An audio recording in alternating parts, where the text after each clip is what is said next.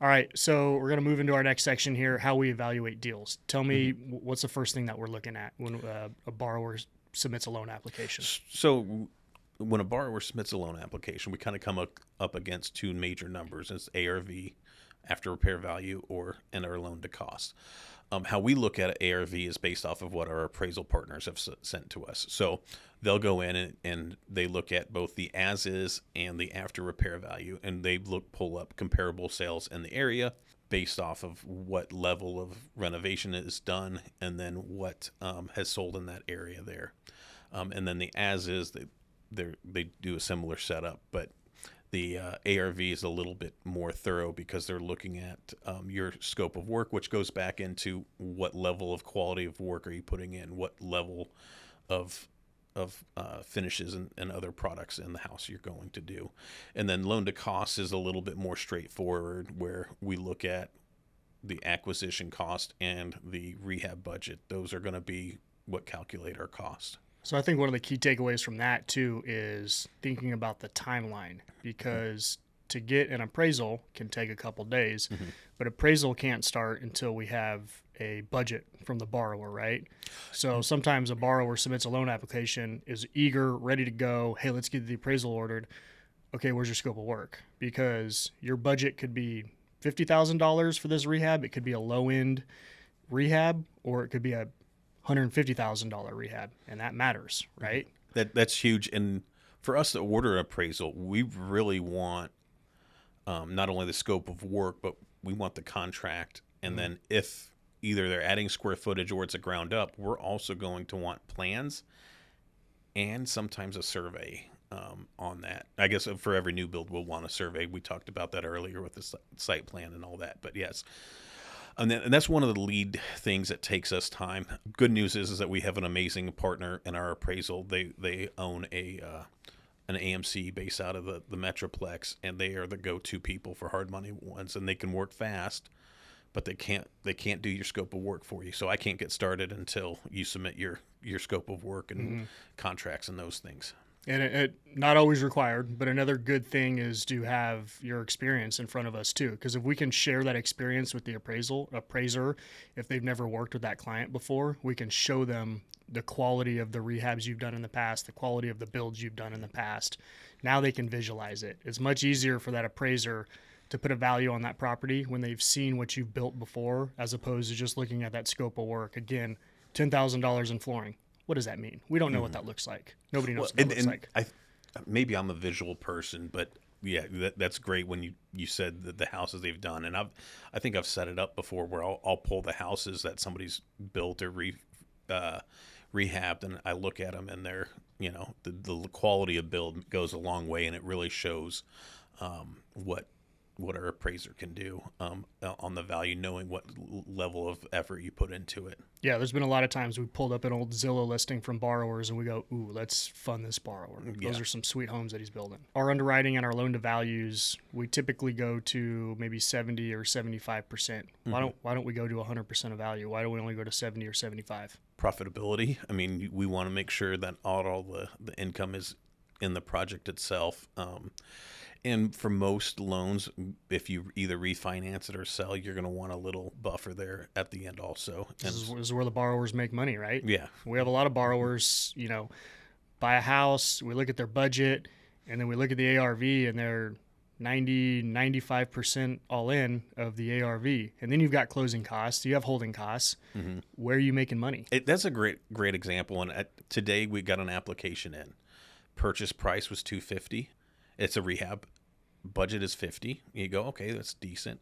The ARV he has at $330. Yes, there's money in there, but like you're saying, if you have to hold it a little bit longer because permits took a little bit, or if there's somewhere that there's water damage and mold behind something, it takes a little bit more to eradicate it, or that profit margin's not going to be there. Right. So. Yeah, at surface level, their costs are less than the ARV, right? Well, all those holding costs, all those closing costs.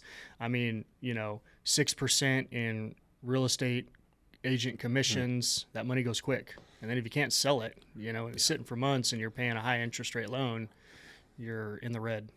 And another example is we had a client out in one of the, I hate to say it's not a suburb, but he's, I don't know, maybe 50 miles from Dallas. Built a great house. It was a great location, and it just didn't sell. And amazing flip and looked great, but apparently was in the wrong neighborhood, which goes back to, you know, don't get too attached to the house. You look for the neighborhoods that that are selling. But yeah, you know, and sometimes it happens that you have to sell you know, that takes longer to sell a house than you want.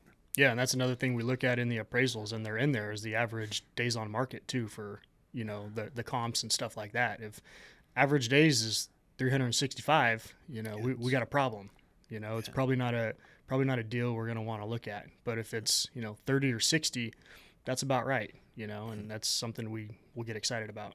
What's kind of the bread and butter for Black Label Capital? What do we like to look at? What kind of deals do we typically fund? So majority of our business is going to be ground up construction and fix and flip. And I would really think recently we've been doing more ground up construction. You know, we've got a great niche in the Dallas area that we have a ton of people that do loans with us that have been in the West Dallas specifically and done a ton there. But we've also had a handful in certain markets, Richardson and Greenville, Texas, where they go in, buy a house, flip it, and do it that way. So we do both, fix and flip and ground up. Just right now it's trending more towards ground up. Do you have a preference on which one you like to fund? Or Personally, I like new construction. You're starting from scratch. You have permits, you have inspections. Not that you don't have those with rehabs, but you have to have a full set of permits and inspections. It's much harder for things to go wrong, in my opinion, on a new construction deal. You know, for a fix and flip, you could easily open up the wall and have $10,000 in termite damage that you didn't know was going to be there. So unless you have no idea how to build a house, it's just, in my opinion, it's a lower risk situation. If I had to choose, I would fund probably strictly new construction, obviously with experienced clients. All right, talk to me about location. Where do we typically like to fund deals? In the city, rural? What states are we looking at? You know, stuff like that. So Black Label Capital is based in Dallas, Texas, or Plano, Texas, if you're local. But we love lending in Dallas. We love lending in Texas. It's always going to be our biggest footprint. We lend all over the United States. The best states recently have been Florida, Georgia, the Carolinas. We've got some recently in Alabama. We will lend all over, but that south to southeast has been huge. But more specifically, rural. There for a while I was kind of kidding. If it's a town I've heard of in Texas, it's very possible we'll lend, but it gets real hard if the town has got less than 10 or 20,000. If is kind of where we do it, and then if the appraisal comes back as rural, it's going to be a no-go because we're an investment lender. We want the properties to rent or be and that sort of thing. So if there's not a population density that will support those rentals, we're going to pass on it. And then the other part about location, we have a great client that built an amazing house. It faces a major highway and it just doesn't sell. So, not just getting in a city, but also, making sure it's a premier spot. It's one of those things that you don't want to feel too attached to a specific house, but at the same time, if it's not right and faces a highway, it's going to hurt the resale value on it. So kind of two parts there. We don't want to lend in rural, and the location is going to be huge for the end user. It's less for us. I mean, we see a house in Fort Worth facing, in a major city, we're going to normally be okay with it, but I think it's hurt the client on this one to sell it. Yeah, and that's, when we're underwriting deals too, that property you're talking about, which is in Fort Worth, immediately we think, oh yeah, we can fund a deal there, no problem. But then you get on Google Earth or Street View and you actually look at the property and it's like, I don't like this. I don't, there's power lines overhead or whatever it is, something crazy. And you really got to kind of dig deep and look more, at street level. It is. We had another house down it might have been San Antonio or one of the suburbs where it backed up to businesses, and they just, they said they had a hard time selling the property. And so that's less on what we decide, but just something to keep in mind. And if you're working with a good real estate agent, they'll tell you based off of the neighborhood, like the real estate agent I used for when I bought my house said, oh, because it's a corner lot, in Frisco it gets 7% higher premium just because it's a corner lot, and he knew all those random numbers like that. So if you're working with a good professional in the sales side of it, it really helps. Yeah, for sure. So what about multifamily deals? What sort of deals can we fund? What do we not really look at either? So point of clarification on that. For us, when we say we do a lot of single family residences, that means 1 through 4 units. So duplex, triplex, quadplex. Those make it very easy for us. And we will do some what I would consider multifamily, 5 through 35. We have some options. They're not going to be as open as what we focus on, but we can do them. Prefer not to do commercial. Prefer not to do mixed use. Not that we can't do mixed use. There's a lot of extra layers, and if there's something we can work through it, but it's not something that we focus on. And then recently, I feel like we've been getting asked for motels and hotels. That's not something that we focused on, but 5 to 35 we can do. There's some square footage and value per door type parameters, but we can do those on there. But single family 1 through 4 is really our bread and butter, and that's what we like to focus on. Yeah, it's what our background is in, and it's what we're used to, right? I mean, you can still send us something weird, and we'll look at it, and we may not be the lender for it. We may refer it out, but I think it's always worth sending it over to us to at least take a look. All right, so let's go over all the documentation that a borrower needs to be getting, the processing team to get things moving along quickly. Normally I would list this in like alphabetical order, but I just want to emphasize the documents I need on the front end.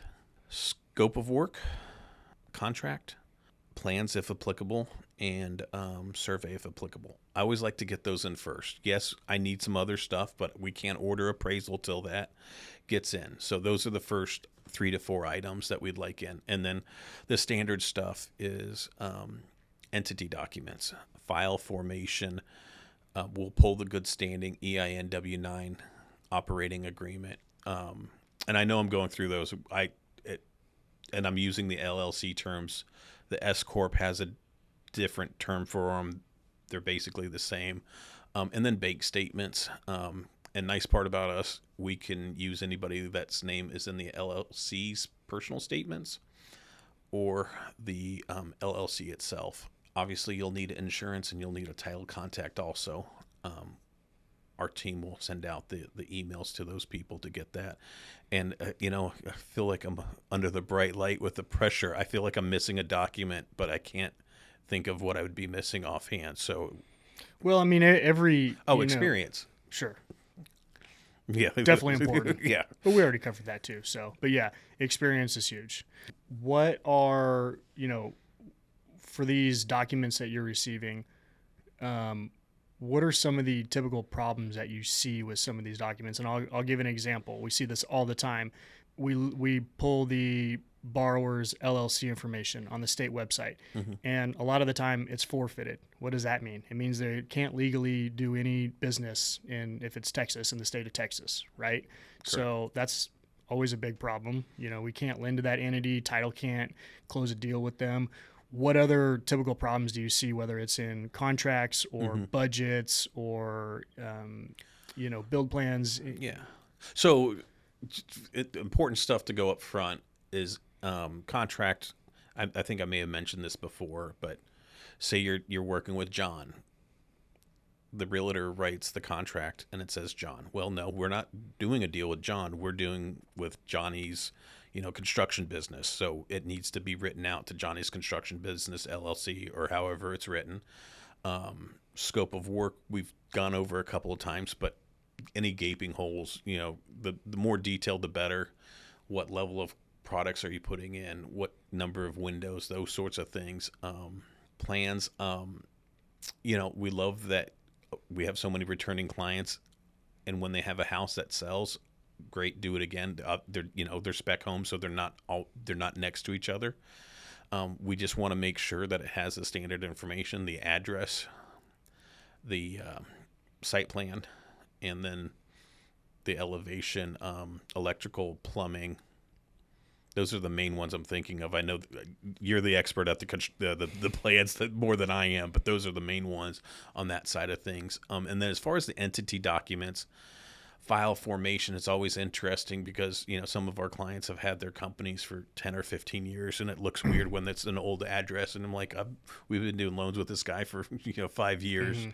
We're not as worried about old addresses. We know where it is, but operating agreements. If there's 2 members and each member is at 50%, we're going to want both people to be on the or be personal guarantors. You're equally representative. And useless information of the day, and I guess it's not useless, but at 20% or higher, there's tax implications. And so almost every mortgage company or hard money lender, private lender is going to want that person to have their credit pulled. And then experience. We really are looking for completed like builds, but if you're building a single family residence and most of your work in the past has been in duplexes, let's go ahead and put that. We can still pull up the listings when they sold it. Now, bank statements, I know we run into this often. We have a borrower submit a loan application, we see their entity, whatever it is, and then they send bank statements and it's a completely different entity. What are we doing in that situation? I always like to focus on that. If you're doing the loan in ABC LLC, great. We can take those bank statements. We can take them in your personal name. But if you're also own 123 LLC, you can use those, but it makes it a little bit harder because then we're also going to need all those entity documents, file formation, all the same stuff I listed off before. So it just makes it a lot more detailed. And then we also have to kind of look at it going, well, we're doing business with ABC LLC.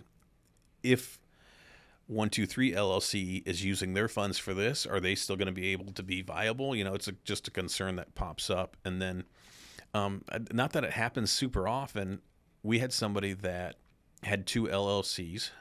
They wrote the contract, wanted to do the loan. They had like 2 LLCs, and they wanted to have one LLC pull permits but operate under another, and it just became a different one. And a lot of our clients have multiple LLCs, and yes, we can use bank statements, but we just, it's cleaner if we can use one, I guess. I felt like I went round robin, so, but yeah, that's the main part is we can use other LLC bank statements. As long as we're talking about bank statements, large purchases, kind of, could raise a red flag. We look for a letter of explanation on anything over $10,000, and kind of go from there. If we need a little bit more information from there, those are the main ones. But I could go down a long, lengthy description of everything that's kind of makes us pause on the documentation. But basically, if you're proving assets, you also need to prove that you're a part of that entity to have those assets, true, yes. The bank statement. But then also another thing is who's involved in that other entity too. Is there another member for that? You're providing that bank statement. Mm-hmm. Is there somebody else involved? Do they have access to that account? Now that is a concern for us, right? Because now we have somebody who's not on the loan who can have access to the funds that we are qualifying. So it just creates, more detective work for us. Yeah, it's a huge percentage, especially if in that second entity, if you're only a minor member, like, do you have full access to the funds? And who else has it? And so kind of goes from there. All right, so when a borrower goes to our website, blacklabelcapital.com, they submit a quick app, comes to our inbox, what's our team doing immediately? So I will have our team price it out, review it, based off of experience and credit scores, kind of get the terms out. We'll send out a term email. Generally, we do it within the same day, maybe within a few, an hour or two, and we send that over. If it looks good, you can tell your client, hey, tell them to move forward. On the backside, we'll get our review team to look at it, give a soft approval if things look good, and then from there, it's kind of like getting at the starting line. We're ready to move the loan forward, but we need those standard documents, like I mentioned, contract, scope of work, plans, and survey if applicable, and we get that going. So if it's a pretty clean deal, we can have a term sheet signed within an hour, and it could be in our loan origination system and already in with our processing team. Yes, and that was going to be the next step, is get it to our processing team. They're going to send you the state, the items that we'll need, and get that started. And then from there, the third parties that we work with is title, appraisal, insurance, and credit. I'll pull credit, after we get a signed term sheet. Credit's good for 90 days for us, and then we'll reach out to your insurance, appraisal, and that as soon as we have all that information. And on your first deal, sometimes it takes a little bit longer getting the entity documents in, getting those all clear. But if you're doing multiple loans, if you time it right, sometimes we can use the same credit report, or and then also we have your entity documents on file, so we can save those for moving forward. But with the next steps from there, we'll partner with title and those other parties to get those moving forward, and we'll get those items done. And then once we have everything in, we will get with title and prepare the closing documents, and send a final term sheet, and get you closed, and go from there. And with a borrower who knows what they're doing, or a lot of our repeat borrowers, I mean, it's not unrealistic for us to get a loan application, send a term sheet, have it signed, and even order the appraisal same day, right? If they've got all their ducks in a row. Correct. Yes. Yeah. And especially if it's in the Metroplex here in Dallas, or actually I guess anywhere in Texas, our AMC is statewide, and they do an amazingly quick job, and can get that turned around pretty quickly. Yeah. But if it's not in Texas, we have resources, other AMCs, other avenues for valuations. Definitely.